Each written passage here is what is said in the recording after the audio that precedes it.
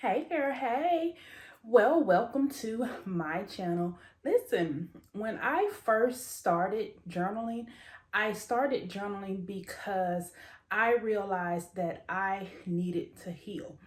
And as I have been going along in my entrepreneurial journey, in my coaching journey, in creating the books and the journals, or excuse me, the journals and the planners that I create to help women to grow, the number one question that I tend to get is, well, how do you know that you need to heal?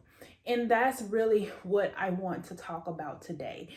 Today, in sharing my story, I want to share with you four ways that you can really know that you need to heal.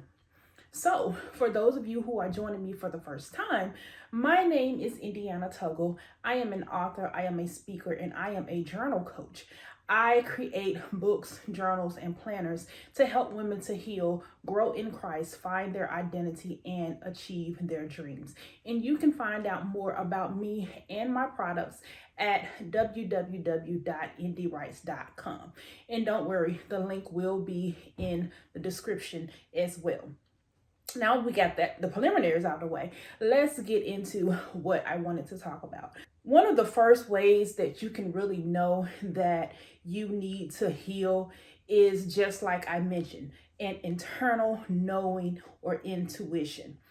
You really get this feeling that something isn't right, or something should be better. This is not the norm. I'm not really happy. And you start to lean into your why. You start to lean into what's wrong or what's going on, right? And that's what was beginning to happen in my own life. I would say about 10 or so years ago, it's probably been more than 10 because I was in my early 30s. I found myself single again for the very first time after have been in a series of long-term relationships.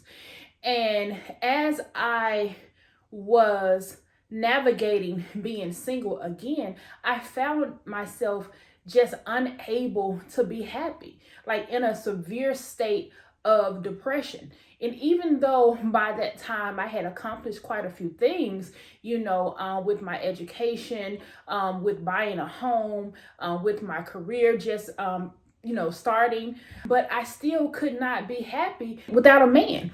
And consequently, I had just gotten back into church, had just starting to get back into fellowship with church. And I just really couldn't understand what was going on. In my eyes, I was just lonely, right? But the loneliness had started to affect my work, right? I was starting to just be angry for no reason, just mean to people just because the sun was shining, just because they spoke, just because I walked into a building and they said, "Hey, Indiana," I was looking mean and looking crazy. I was making everybody around me miserable. At one point, I had to be like, this is not right. If all of this is because you don't have a man, something not right with that picture, because you're supposed to be happy internally. Nobody can make you happy. And so as I begin to start questioning my own thoughts, my own behaviors, my own inability to be happy or to find happiness, I started to pray and I started to read more. I started to get into the word more. And that's when I really discovered that I still had some residue left over, right? And so, which brings me to the second way that you can know that you need to heal is that you have a history of trauma. And a lot of times when you hear the word trauma, we get tired of hearing that word.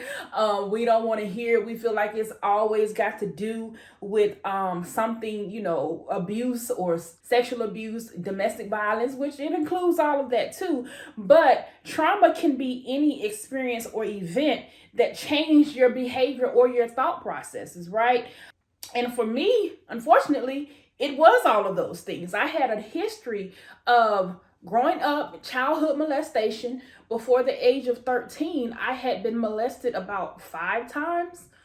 And then I had Growing up in a domestic violence household, I watched my mother and my father fighting all the time. I remember explicitly seeing my father beat my mother on a couple of occasions. And one time he beat her so bad that she burst into my room trying to get away from her, and he came behind her, and I witnessed him just ramming her head into a fan that was in my window, and then beating her in the head with a hammer while she laid in my lap. So I remember that vividly, and I'm 46 now, and this happened around when I was 13 or 14 years old, and I still remember that.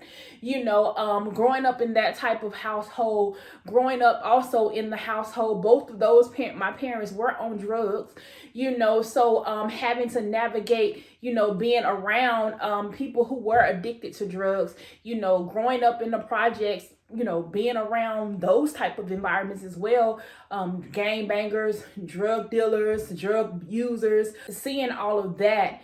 And then also getting into a stream of bad relationships myself, and then experiencing domestic violence myself. I remember at 18 being in a relationship and being beaten by a guy I was seeing at the time. And then that beating led to being raped and being held in his house by gunpoint. So I had experienced a whole lot of trauma, and I didn't even know that it was affecting my ability to trust people, my ability to be vulnerable with people, my ability to let people in, to actually let people love me, my ability to even acknowledge what real love was, because I had severe abandonment issues. And that's another thing, right? I learned that my father wasn't my real father, and I met my biological father at 13 and didn't see him again, until I was 18. And then he disappeared again.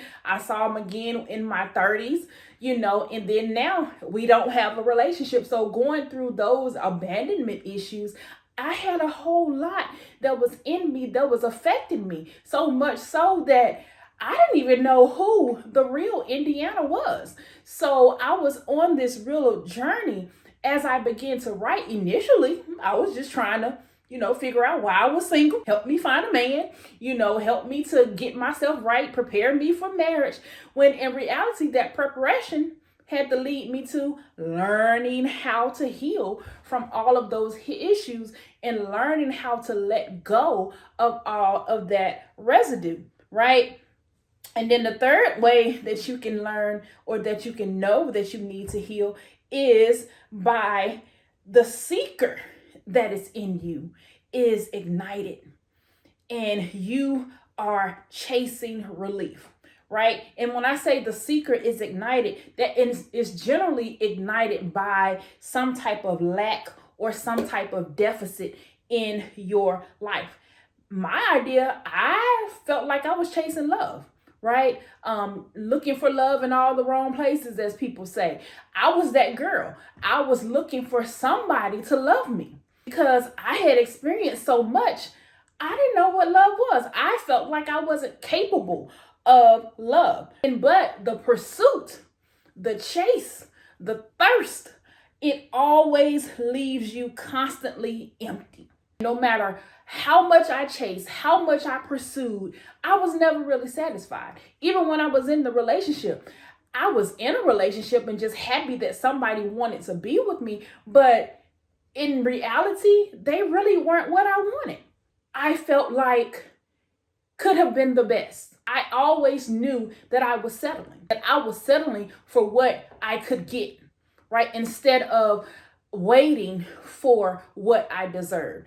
So, and then the fourth way that you can know that you need to heal is through the word that we don't like to hear, unforgiveness, right? When you realize that you are holding on to anger, hurt, bitterness, towards someone who harmed you, betrayed you, deceived you, whatever you want to add in front of that, you are still harboring that because you feel like even though your feelings may be justified, they also keep you stuck. And you feel like if you forgive them, then you're acknowledging that pain. Or shall I say, you are relieving them of the consequences of hurting you. Or you feel like you need an apology before you can forgive. So we tend to hold on to unforgiveness for years, and they've moved on.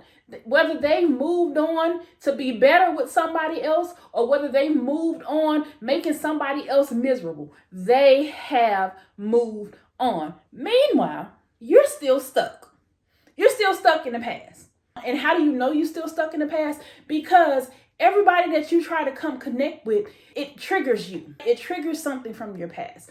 Or you can't even get into another relationship because you're afraid that they're going to repeat what this other person done. Even if they do something that reminds you of the other person, you get triggered again and you revert back to they're going to do the same thing. They're enabling you from even moving on. You can't move on, because you're still waiting for an apology. You're waiting for them to acknowledge that they hurt you. You're waiting for others to validate your feelings. And that unforgiveness can corrode you from the inside out. So for me, journaling really helped me to acknowledge and release them in a safe environment. And it helped me to free my mind so that I can begin to strategize and problem solve so that I can move forward, so that I can live the life of wholeness that I want. And now, where I am now, I don't even use the word healing anymore. I use wholeness. I am on a journey to wholeness because in my eyes, wholeness is a holistic view. It is success in every area of your life. It is living life to the fullness of who God called me to be. And it is walking things out because I'm not perfect. Not at all. I'm not perfect. However, I realize that every step, every way is putting me one step closer to living the life that I've imagined. As a matter of fact, I'm living the life that I've imagined. Every day is a blessing. I began to journal because it helped me to develop that communication with God so that I could learn to hear his voice, so that I could learn to understand his word, so that I could know what the word's saying and how he could actually restore everything that I've been through, how he can use what I've been through to help others. So I hope that that gave you insight into how you actually know that you need to heal. So if you made it with me this far, go ahead and click like, click subscribe, and meet me back next week for another topic. Smooches.